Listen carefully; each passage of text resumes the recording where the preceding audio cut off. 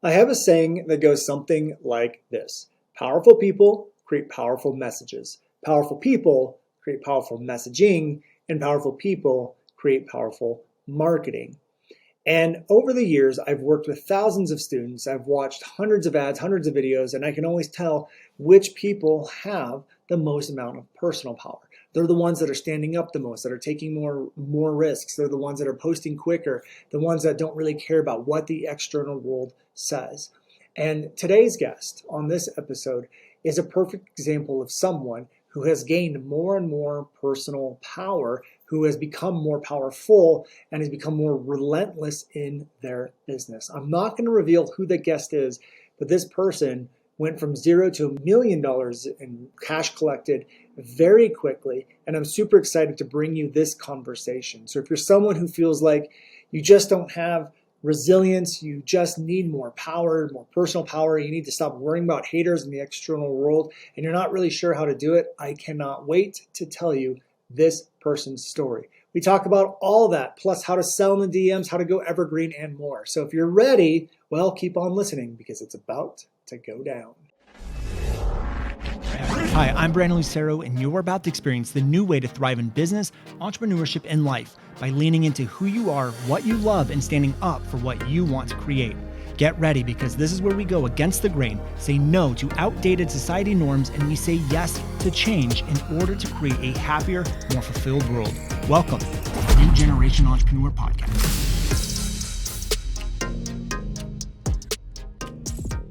Hello, everyone, and welcome to another episode of the New Generation Entrepreneur Podcast. Today, we have a great episode because we have a returning guest. There's not many people that come back onto the podcast twice, but today we have a repeat guest, and there's a good reason why.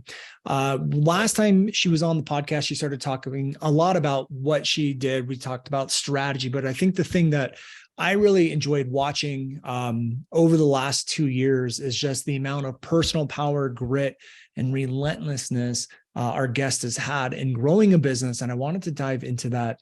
And we're going to talk about everything. We're talking about her story, but what I really want to talk about and highlight is the fact that she hit her 7-figure mark in cash collected before the age of 30. And most of it came in the last 18 months. We're going to talk all about all of that. So today we have Miss Rose Radford on the call with us today. So Rose, welcome. Glad to have you back.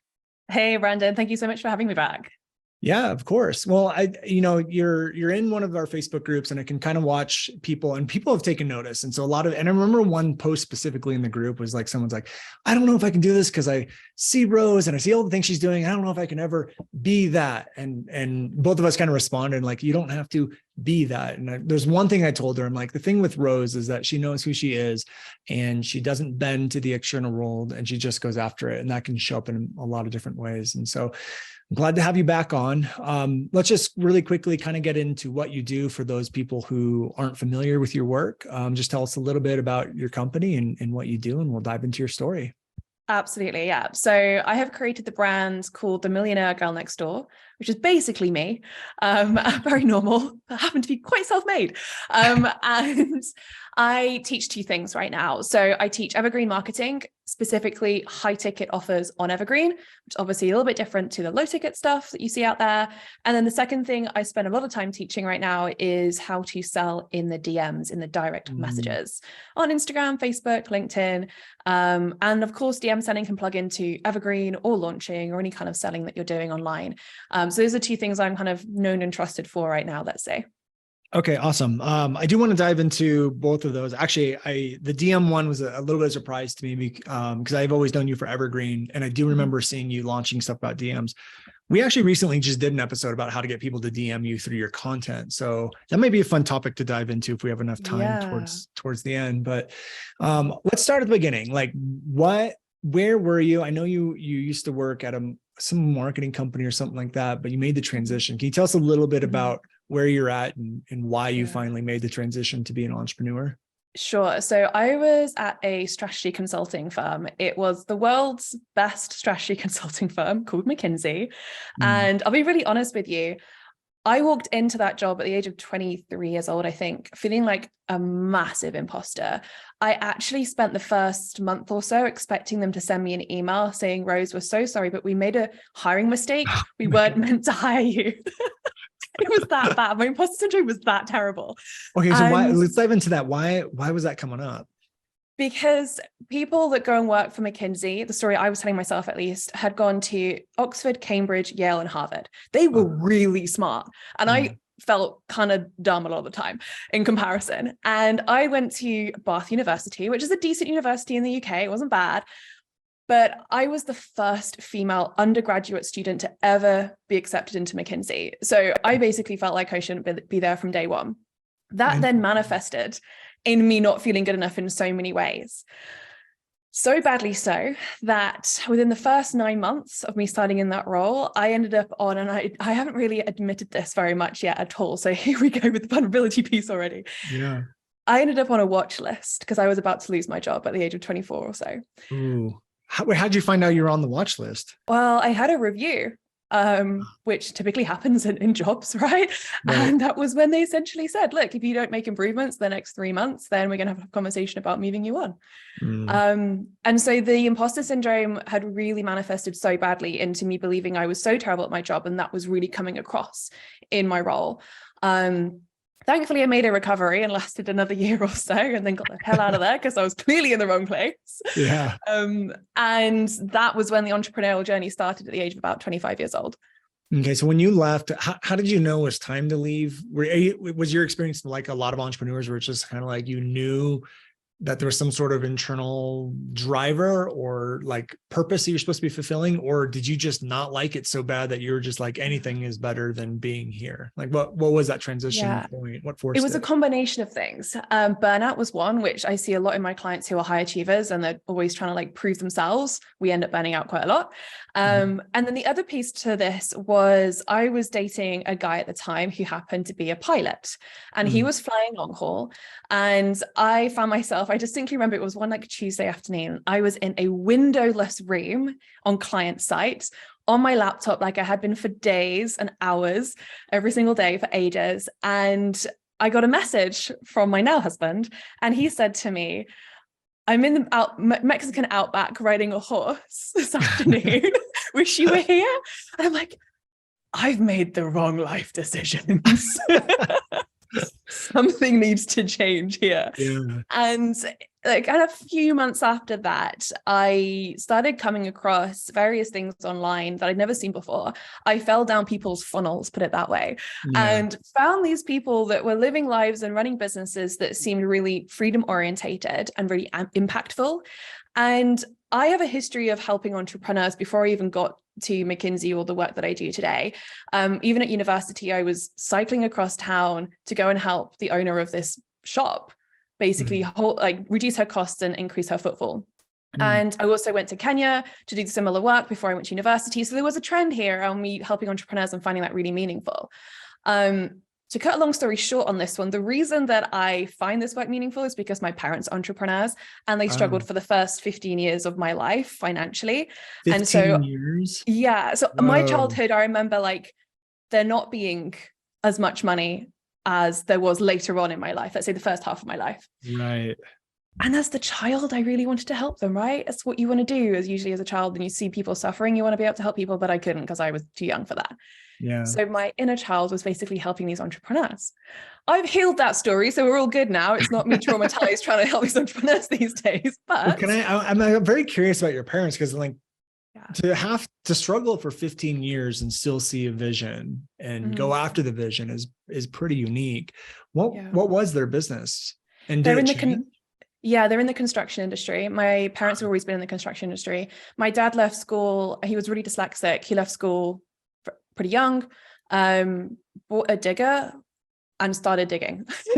They now run a multi-million-pound company, but it's taken them a good few decades to get there. And the construction industry is a tough industry, but there was a really large amount of relentlessness from him, which is probably where I got that from, if I think about it now.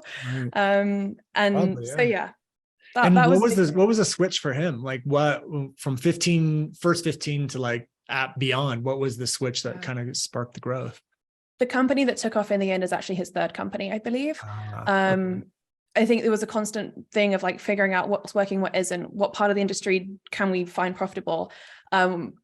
He made so many mistakes because you kind of have to in entrepreneurship, and there was no mentor there for him. The reason I've created success so much faster is because I've had mentors and coaches around me, but he didn't have that.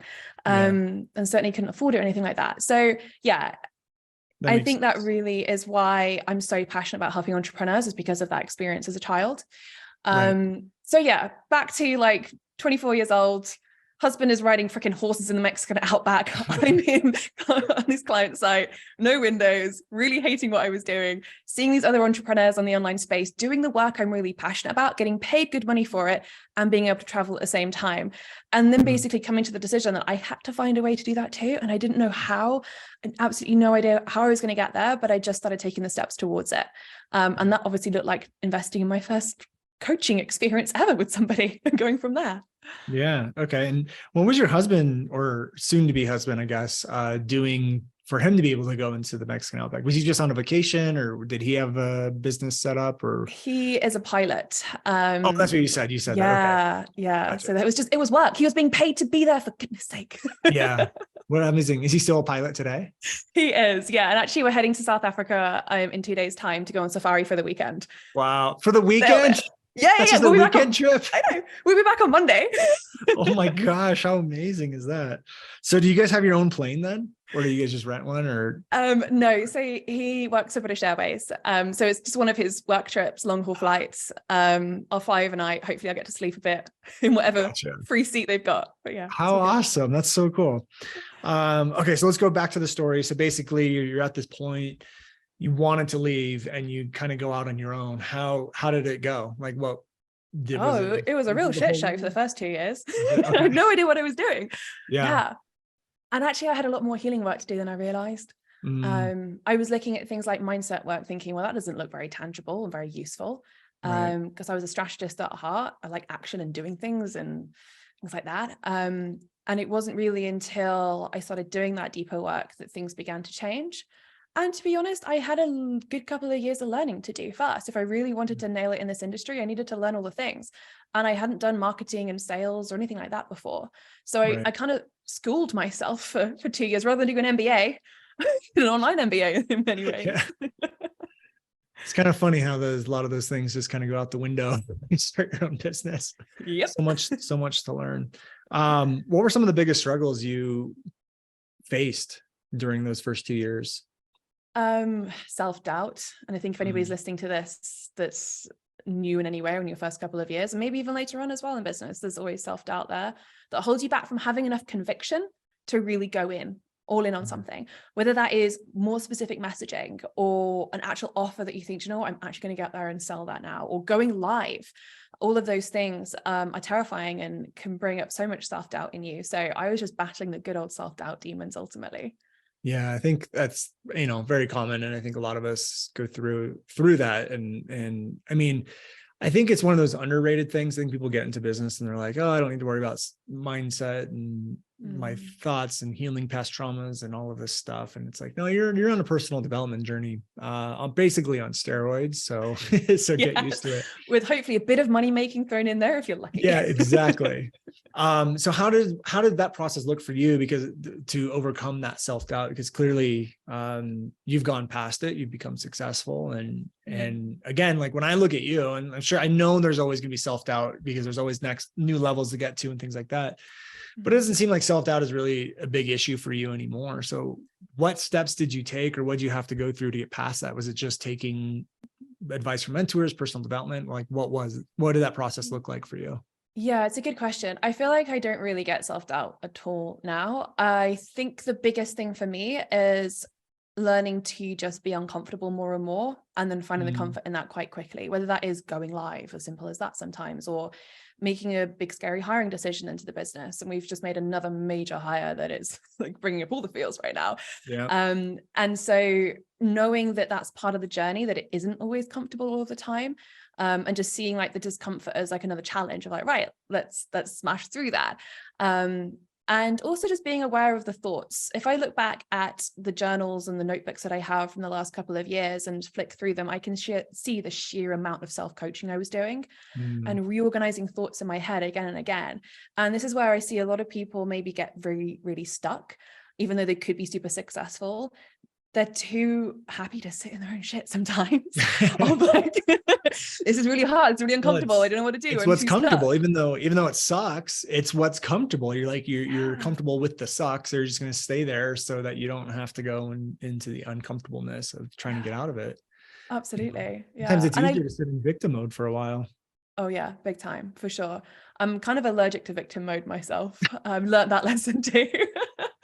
In the same way. And I think what you said is super key about this. It's self-awareness. It's being aware of what's going on, being aware in the moment that it is going on, and then being able to shift out of it. And to be honest with you, my experience with it is that it takes discipline and to be able to, like, every day, because it comes up almost every day. I remember back in my journey, it was like every day it was just like victim, depressed, like, why isn't this working? Sorry, and it's like, no, at some point you just have to be like disciplined enough to move yourself out of it.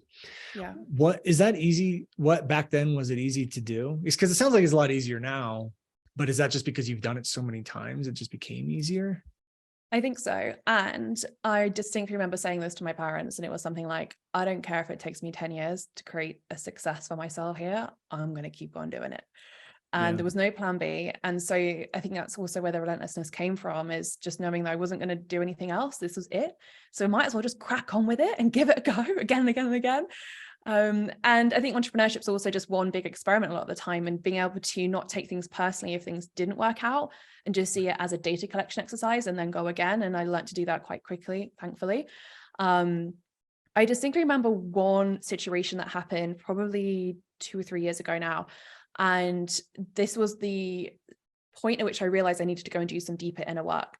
And I had a client I was working with inside my group coaching program, and she was one of those people that has very high standards for herself, similar to me. We always want to do our very best. And it made me feel as though I wasn't doing good enough for her as her coach. And every time she was on a group call, I would get, like, in my body would feel like kind of tense and be really self-conscious all of a sudden. And I was just telling myself a story that I wasn't good enough. And then literally like a few weeks later, after me being aware of this, she referred her friend to the program. And at that point I was like, wow, I can see now that the story that's going on inside my head is not what's happening out there in reality. Right. I have to go and heal the story inside, because otherwise this dissonance is going to stop me from growing the business. I'm going to tell myself stupid things that aren't true, and it's going to hold me back. And that's when I went and ended up working with a mindset coach at the time, and all the other work that happened after that. But the reason I want to share that story is because hopefully it will allow people that are listening to us right now know that the stories you're telling yourself, vast majority of them are a load of bollocks. That concept is so powerful. And I first learned that concept at Landmark Forum out here in the United States. And they talked about how humans are just meaning-making machines. Anytime an event happens, we attach a meaning or interpretation to it. We never question it. Subconscious just automatically does it. And then that becomes our reality, until we tell ourselves that's not actually reality. That's just an interpretation. You can choose any interpretation. It's not the truth. And that alone, when I've understood that, it was like mind-blowing. And when it sounds like you had a really powerful experience to like learn that concept firsthand, is that still a tool you use to this day? Like this idea of like being able to recognize, hey, this is an interpretation. I need a healing work here. Let me do the healing and move on. Do you still use that to this day? 100%. Yeah. And one really good example of that would be literally 3 weeks ago, I made a financial decision that ended up being a mistake, and it cost me $11,000 US, which to be honest right now isn't like a massive deal, but it was kind of annoying still. And it's one of those situations. $11,000. You buy a lot of nice things for $11,000. I know, right? It's really annoying. Like, I'll live and learn. It's all good, but like, and I realized that was one of those situations where I could make that mean that I'm rubbish with money and I don't know how to handle money, and all of those negative things that I dare say I would have made that mean years ago. And instead I was like, I'm aware of the fact that I have probably 100 other alternative stories I could tell myself about this one right now. So which one am I choosing? And I chose a different story to tell myself. And so it's a lot more, I can have conversations with myself and make better decisions about the stories I make now. When you do that, do you go back and look at why that story was even put in the first place and do some healing work every time? Or are you to a point where you can just move to a different interpretation and live there without doing any healing work? Or does it just depend on the situation? Depends on the emotional, I want to use the word resonance, but the emotional like response that I'm getting during that time. So if that situation thrown me into more of a fight or flight, heart racing, clammy hands, or like something like that, I would have known there was more of an emotional piece attached to it. And that would have been a sign that I needed to go and do some past work on that. But that was not the response I got in the end. So yeah, I think it depends on the body reaction for me at least. Okay, that makes sense. And again, I'm going to ask another question on this topic. I didn't even expect to be talking about this on today's episode, but I'm glad we are. I think will be super helpful for a lot of people. When you do have to go in and do healing work, what does that process look like? Do you have a mentor or a coach? Is it something you can do on your own? Like, how does it work for you? I've just finished up with a coach that I work with on this. What I will say though is matrix reimprinting, which is a form of EFT. It's a specific modality, has worked incredibly well for me. Hypnotherapy doesn't work well on my brain, but I know there's things like NLP can work really well for people too. So I think it's about finding the modality that you just resonate with, that you know works. And yeah, that was the one for me that I would just go back to and use on these situations. Gotcha. Okay. That makes a lot of sense. Okay. So let's go back to the story. You're about, I think where you left off, where you're 24 years old, you're making the decision to go, you finally did it. You have a lot of self-doubt. What was the transitional point for you of like this 2-year struggle to finally seeing some sort of momentum? What happened at that point? So I had enough of myself at that point. I was done with myself. So done. This was the end of 2019. So 3 years ago, exactly. It was in November. And I was sat on the floor of London Heathrow Airport, again, about to get another plane. Scott also flying the plane. I guess that's a better term. Yeah. Oh man.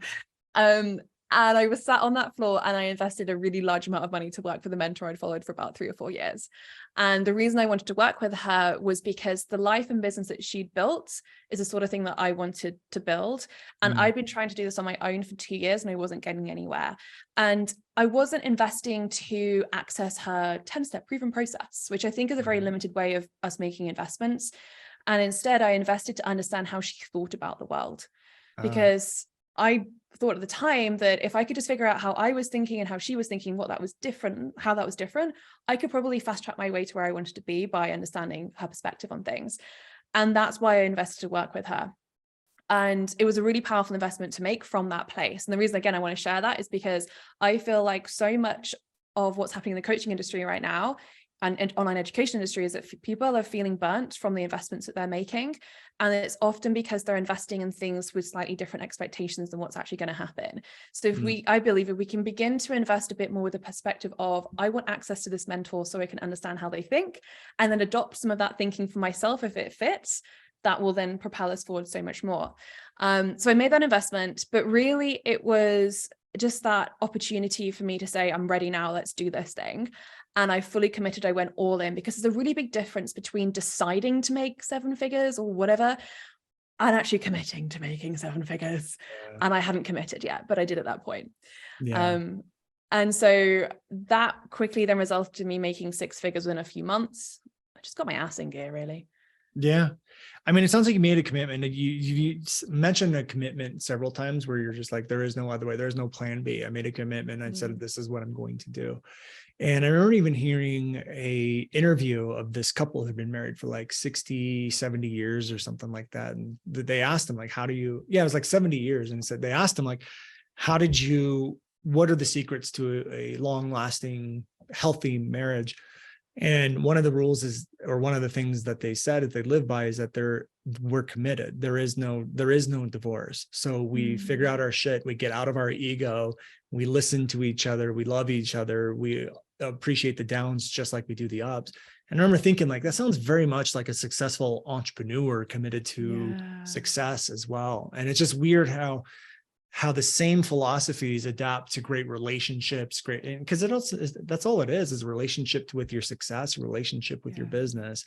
And so I think sometimes people, especially in our space, in this industry, it's so easy to start. it doesn't cost you any money. You don't have to take out $100,000 business loan. You can just post content, use like Zoom or whatever, and make money like that. I mean, that's kind of it. So I think you're onto something with like I think a lot of people just don't make the commitment, because if you don't make the commitment, then you're not going to do the actions that are required in order to hit those results. Yeah. So for you, what started to happen from that point when you finally made that commitment? I was pretty relentless in mastering a couple of the skill sets that I still needed to master, such as having sales conversations, which is still a little bit terrifying at the time. Yeah. And one of the easy things that I was doing was going for what I now call income generating coffee walks. So what that looks like is you walk out your house with your trainers on, or sneakers if you're American, and you walk down to your local coffee shop, you get a coffee, and you walk for at least an hour. And during that walk, you are voice noting every human you can find on your Instagram or your Facebook group, whatever it might be, and having conversations with people. And often those conversations, then a small percentage of them would result in me jumping on a sales call with them, having a conversation about working together, and them signing up. And it was just a contact sport for me at that point. So I got my steps in, I got my sales in, and it was like a habit forming thing. And that was what then resulted in me booking out my one-to-one coaching in the first 8 weeks of just committing to doing that. And so, okay, let me just make sure I understand that. So you basically it was cold outreach, but not really cold, because it's just it's all your followers, right? And are you just saying like, hey, are you having this problem and do you need help fixing it? Let's have a conversation. Is that all you're doing? Pretty much. Getting to know them a little bit first, maybe finding something in common. If they're super cold to me, like they just come and follow me on Instagram, I'll try and find something common with them first, is usually what I would do. Now we have a slightly different process in that people DM us all of the time anyway, so we don't really have to make friends as much. But I was making friends initially and trying to work out like, what's your big goal right now? What are you stuck with? How can I help you? All of those sorts of things. And just being a real human and seeing whether I might be able to help somebody. So yeah. Got the one-on-one booked in 8 weeks, and then was like, crap, I now need to get a group coaching program launched, otherwise I'm stuck. Because the one-on-one stuff is exhausting. It is. It really but I feel like it's so necessary to start. Like everything you're doing, I think is so necessary in order to start. Like when I started, I was walking door to door selling video marketing packages. And it taught me to get over the fear of walking door to door selling. I mean, I had to do it face to face. And so I was like, I just went just like you, head first into it. I did things for free to get experience and have testimonials. But I think like that grunt work, if you want, money and momentum quickly, like you might just have to suck it up and do it. And then you'll get to a point where it's like, okay, now it's time to graduate to something more processed out or systemized or efficient, I guess. So how did that go? How did the transition to group work for you? So I got 3 people into my group initially, and it was the same month that COVID hit and the world fell apart. Terrible timing. I know. So I actually ended up starting the group a few weeks early because the 3 of them were panicking. We're like, okay, cool, let's start this thing early. Well, it's better than dropping out. I would be afraid that they would drop out or something, but that's awesome. And then I proceeded to sign 9 new clients in 9 weeks on Evergreen. How many clients? 9 new clients in 9 weeks. It was literally 1 a week, really consistently. And that was off the back of an Evergreen webinar funnel. Well, it's a PDF to webinar funnel at that point. And actually, it's funny we were talking about marriage earlier and commitment, because I often joke with my clients that having a funnel is basically having a marriage. You are married to that thing for your business.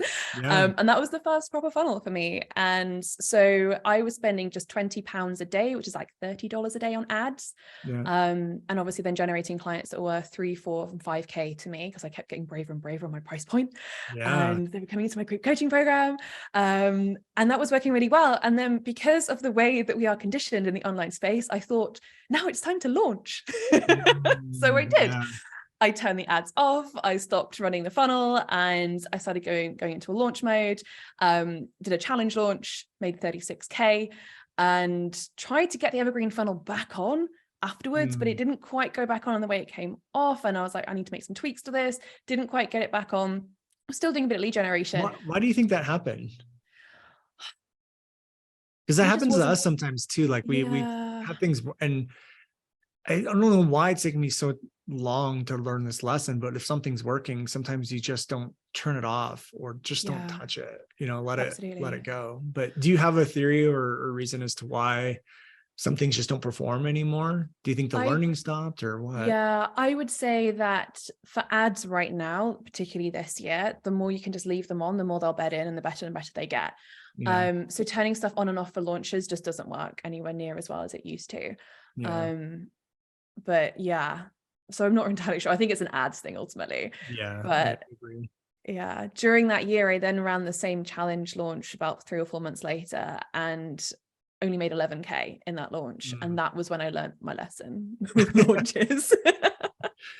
Yeah. I mean, if you have because it sounds like your evergreen funnel in the beginning was doing like, if we do 9 new clients in 9 weeks, and I'm assuming the price point is probably somewhere, is it 10 grand, 15 grand? It was on average 4 grand at that point. So yeah, what was that for? I was hitting like a 10 to 15 to 20K month, depending on what was coming in where. But that was when I was beginning to get some consistency in because of that funnel. Gotcha. And then your launches, I'm assuming it's like a month or 2 long. So it feels like you're almost making the same amount of money. So it's kind of like, why at that point, why even just, stop? And it sounds like you learned a lesson. You had another launch that didn't so well. And you're like, I'm assuming your realization was evergreen is way easier than launching. Is that basically? Yeah, I did like a calculation and I think I missed out on like 100 or 200K in evergreen sales if I just left the thing on. No. Another great lesson to learn. I know. So that was the end of 2020. And obviously looking back, you're like, so what worked and what didn't? And that's when I went all in on evergreen. And that also then about 2 or 3 months later was when I jumped into your program. And it was the perfect storm with the Video Forex effect at the time was what it was called. And I'd had all these lessons and then figured out what flag I needed to fly with my messaging and be like, this is what I stand for. This has been my experience. Can we all stop relying on launching because it's going to screw us over, or if it hasn't already done so? And it was just amazing then to put that messaging out there in the powerful way that you teach this, and for it to just go stratospheric after that, which was cool. Yeah. That's amazing. And I think that's where I started to notice, because I wasn't aware of what you were doing until you came into the program. And then obviously I could kind of see what you were doing and see the post and all that stuff. But even from that moment when you first came in to today, like it's a completely different rose. I mean, it's night and day. It's not that it was bad or it's just different. You're just figuring things out. It felt like messaging wise, and then all of a sudden you just became, I don't know, superwoman, or just like this really powerful human just going after it. So what were some of the realizations that allowed you to just kind of like take a stand and just own it? Like what was that process like? I got a lot of unfollows when I went all in on the messaging, and I had to make peace with that. I had to be okay with not being liked. I had to be okay with triggering people. I had to be okay with people talking about me. And I was like, actually, I know the work that I do and I know the impact I'm here to make, and that's the most important thing. And I can't make everybody like me, and that's all right. So that had to come through for me. And I think there's a lot to be said for the compound effect of just keep saying the same damn thing. I know. I tell people all the time, consistency in messaging is key. It has to be. Like, especially if you want people repeating it back for you, standing with you, they have to be clear on what it is. It has to be said multiple times. And then as they grow, they hear the message differently each time as well. So yeah, it makes a lot of sense. And that's what I tell people all the time too, is that like unfollow that you experienced, you have to understand is the audience you have is there as a result of that old messaging. And when the old messaging changes, some of them won't connect with it anymore. And you'll see a drop off. But what happens is you see a drop off. But just as fast as things dropped off, they start climbing. As soon as you hit the bottom, they start climbing even faster than drove off, and even more, because you're just connecting even deeper with the people that still resonate with you. Yeah, so true. I think I had a lot of, sorry, go ahead. No, go ahead. I think I had a lot of patience with it too, particularly going back into refining the messaging and then back into fully doing evergreen.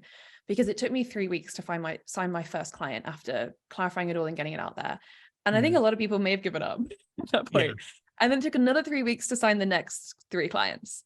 And then it started compounding from that. So the 2 things here are really important. It was the patience. And the second thing was the mastery piece. knowing that instead of being a flash in the pan business or doing things half-assed, I really want to do things really well. And so I think my word of the year for 2021 was mastery, if I remember correctly.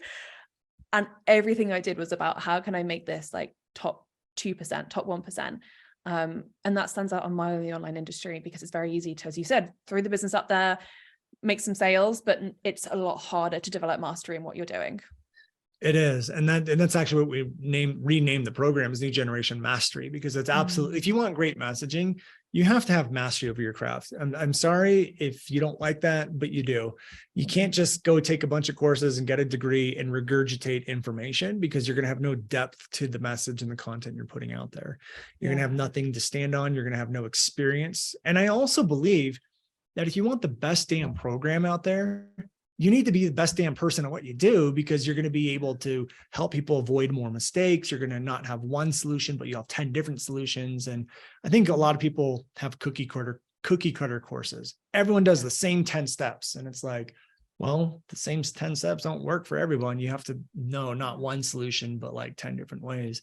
And so I'm so glad that you said mastery is the key, was one of the keys for you. What is your definition of mastery? Like, how did that focus look like and manifest inside of your business? It was always looking for, one example with like just evergreen funnels is every Monday I look at the data and I think, well, how can we make just a little bit of improvement here? Just a little bit of improvement. And that is compounded over time. And obviously it makes a huge wild difference in just a few months. So that was one area. And then the other area was just thinking about, what does excellence look like for me in client delivery? What does excellence look like for me in our content, in our team, and all those sorts of things? And just playing around with how can we make things better and better? Because it's hard to do the extra 1% stuff, but it's also easy at the same time. Right. It's hard because you don't want to prioritize it, but it's easy because it's just the 1% thing. It's just a little bit. Right. Yeah, it is. And what we found too, and this is something my first integrator taught us, was that if you make too many changes and you don't focus on just adjusting the 1%, sometimes you don't know what actually worked. So if you make like 10 changes and the results are big, like it could have been that 3 of them actually hurt the results, and then 2 of them had huge results. And unless you really tracking it all, you have no idea. And so focusing on that 1% is super smart. And we're just getting into evergreen, so I don't know how it applies, but it sounds like it's very important with evergreen to just make small tweaks. Is that what I'm hearing? Just small tweaks? At the bottom of my spreadsheet, my weekly spreadsheet, is like the changes that I made this week. So I can always see like, what happened? Did I point the ads in a different direction? Did I do this? What copy change did we make? So it's kind of nerdy, but it makes a big difference. Well, it's how you run a business. It's kind of like, I think a lot, like you said, we've been trained to go into launches all the time. And I do think that launches are great and have a lot of benefits, but they do lack predictability, and it's hard to scale them sometimes. And so sometimes you're just doing it and you're just like hoping and guessing the revenue will hit. And then if it doesn't, then you're like, okay, I got to figure something else out. Whereas most businesses are run off of data and weekly tracking and small tweaks and how do we improve? Did this work? Did it not? And so evergreen seems like it's more of how successful businesses are grown. Not to say you can't grow a successful business launching. Like James Wedmore is a perfect example. Amazing launches, grows huge business on the launch model. But he also incorporates a lot of evergreen, and I don't think people realize in between launches and stuff. So because it's so kind of backdoor evergreen, you don't know it's being sold a lot of the time until you're in the funnel. Yeah, exactly. And that's great. I remember James, because he was one of my first mentors, said that like some of his high school friends came up to him and they're watching his stuff and they're like, "How do you make money? We don't see how you make money. You should just make things for sale." And he goes, "I like that you don't know what I sell, because then that means I'm doing it right, because you shouldn't really know that until like you're in the funnel." Okay, there's a couple of things that I wanted to highlight here. I know because I saw a post that you did pretty recently, and I think it said you spent over $250,000 on personal development. Is that true? Yeah, it's a lot of money. I spent 60 grand via text message over the summer as well. That was a whole new level of like, oh wow, that was a lot. All right, tell me about that. What was that? It was a one-on-one and mastermind experience with a mentor. And it requires a lot of self-trust to do that. Thankfully, I have that self-trust. But yeah, I wouldn't change that for the world to have invested that amount of money. And I'm obviously reaping the rewards right now and will continue to do so for years to come. So I don't begrudge it one bit. Yeah. I love it. I love the perspective you have on all that stuff as well. That's been one of my downsides, is that I find it really hard to ask for help. And even in the form of like paid mentorship and group coaching. And so we kind of threw that out the window this year and have just been paying for help, like even consulting with you, and we've hired some other people to help us with certain things. And I can tell you just that what you've been able to spending $250,000 on personal development is a whole other level of commitment that I don't even know if I have brought to my business yet. So that's really inspiring to see. Yeah. And there's also probably worth me mentioning that, just real quick on that, is it shows that actually in the first few years of business, you might not be making the profit that you think you're going to be making. And that's okay. And a lot of people, from my experience, make themselves feel wrong and guilty for not making their business profitable in the first 2 to 3 years. Yeah. And I think there's an expectation mismatch there. A lot of businesses aren't profitable for a very long time. And so I invested a lot of the profit back into the business and myself because I could see where we were headed. Now we're really profitable, but it took a bit of time to get there. So I think it's worth mentioning, if you're listening to this and you're making yourself feel bad and wrong for reinvesting as much as you are, like just release that right now because you're on your way. Yeah. And same thing with us as well, is we're looking at evergreen, and that's what we literally had to look at, like what the profit is. And we're actually focusing less on how much increase in revenue are we going to get from evergreen, but how much of an increase in profit are we going to get? Yes. And so I literally just talked to Matt, our director of growth, right before this call. And I had this big, huge, audacious goal of doubling our revenue. So being right in the 5 million mark on evergreen next year. And I said, you know what? I don't want to do that. I just want to maintain what we did this year, because after talking with Rose and the other people we've talked to, it sounds like our ad spend is going to be a fraction of what it is. And we have no affiliate payouts.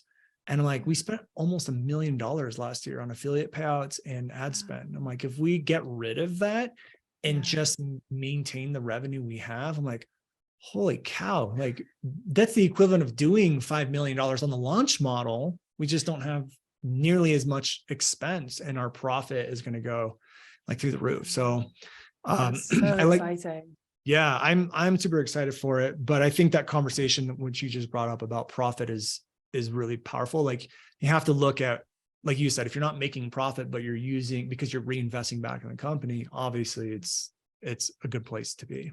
Yeah, absolutely. We spent $4,000 on ads last month in October, and cash received was $95,000.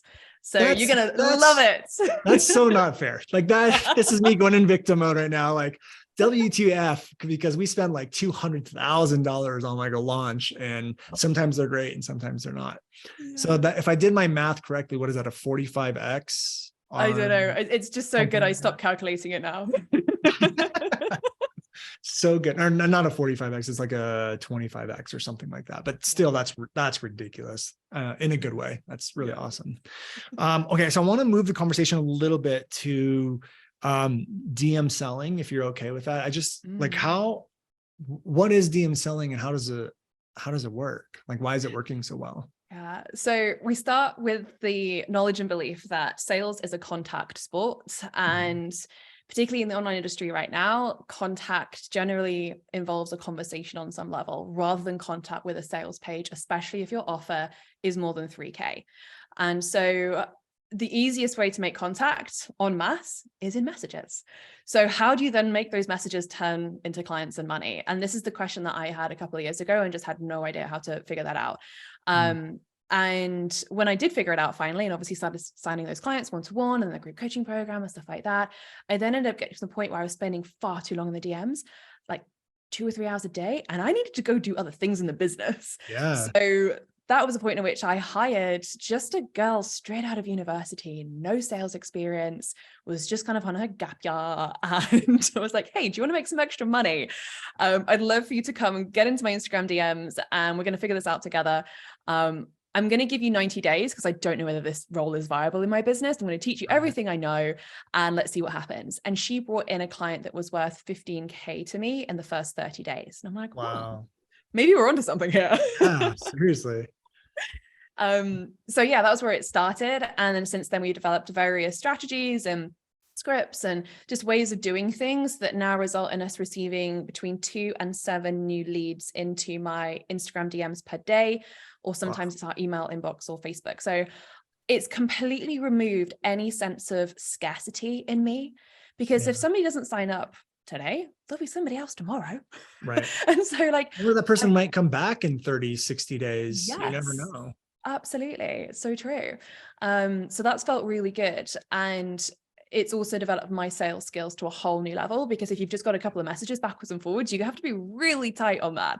And the other thing here is that we don't do any cold outreach at all. It's all inbound, and obviously that changes the way in which the conversation happens. We have various things laced throughout our funnel right now that basically invites people to come and DM us to get the details.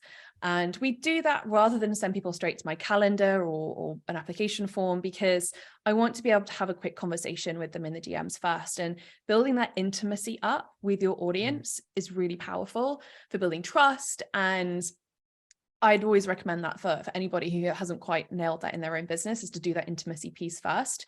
And it's also what's allowed us to have just over 8,000 followers on Instagram right now and have a 7-figure business, because we've been willing to get intimate and talk to people. So that's how the DM piece has come about. Gotcha. Okay. And inbound, it sounds like the way to get inbound is you're just kind of like posting content or something and just telling them for more information, just DM us over here. Is that pretty much how it works? Yes. And if you go and do Brandon's course, people, you will learn how to do live streams, or at least video. And every time I go live, and I've actually thought through what the heck I'm going to say based on what you share. And I remember to put a call to action in there that involves DMing me. I get a DM, and often there's a sale off the back of that. So yeah, powerful stuff. It's just crazy. You know, sometimes people just forget to ask sometimes. You know, we like, I think I mentioned that already, but we did a podcast episode and I said, go do these three posts. And I just outlined what to do, what to say. And just to your normal audience, and just see how many people respond. And like, sometimes we just get so used to only asking for sales when we do a launch or promotion. And we kind of like have, you know, for lack of a better word, almost like a little piggy bank sitting there waiting to be opened. And your audience sometimes just doesn't know you have anything for sale. So we had some people that like told me they got 40 DMs. I did one post and I got 40 people wanting to work with me. And my mind's just blown. I'm like, that's 40 people that are potential sales that would have just been sitting there waiting for you to do something at some point. And so I love this whole idea of every piece of content. And I would imagine too, do you segment off of the DMs based off of what problem you were talking about or what content topic you were talking about as well? Because I would imagine selling becomes a lot easier if you know the problem or the topic they're interested in as well. Yeah, 100%. So we have different keywords that people send to us, whether it's evergreen or DM selling or whatever it is. So we kind of know where they've come from roughly. And then my DM assistant will qualify them and ask the questions that I've told her to ask. And then she did this today to me, actually WhatsApped me and said, Rose, go and voice note this person. Looks like she's a great accelerator client. I'm like, great, thank you. She's done all the legwork. And now I just need to voice note her and book a call with her. So that's quite a nice tag team thing to be able to do too. Yeah, I love that. And it sounds like you have a really nice system set up. And the thing I want to highlight, hopefully everyone caught it. If you didn't catch it, I'll help you out.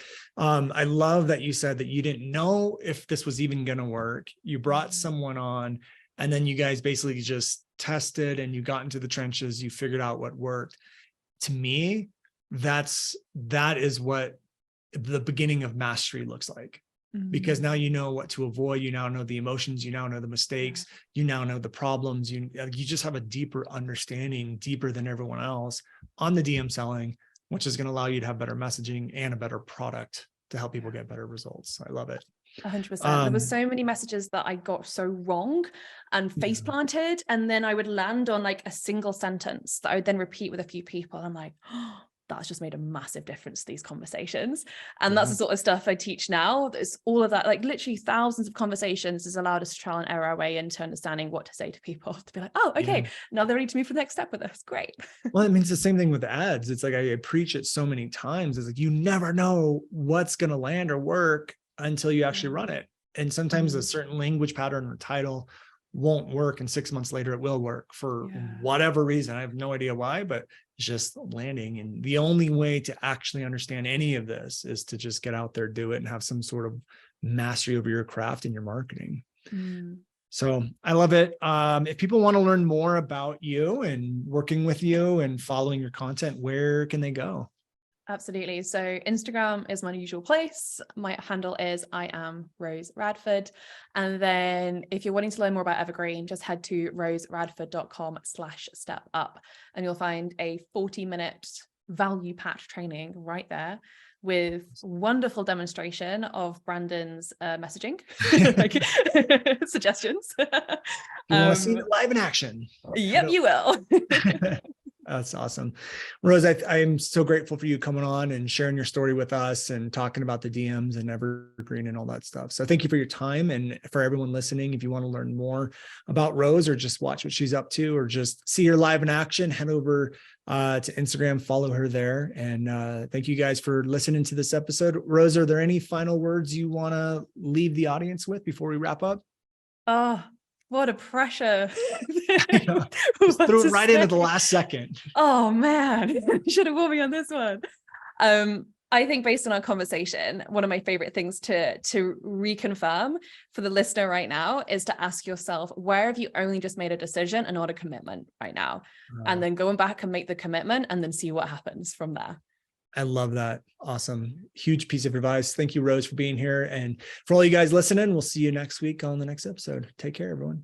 Hey guys, thank you so much for checking out another episode of the New Generation Entrepreneur Podcast. If you enjoyed this episode, go below, hit the subscribe button, and make sure you click on that bell icon and get notified every time we drop a new episode. Now, if you're looking for the show notes, we have them linked underneath this video, as well as our social media handles and some links to free training and offers that we drop from time to time to help you guys even further.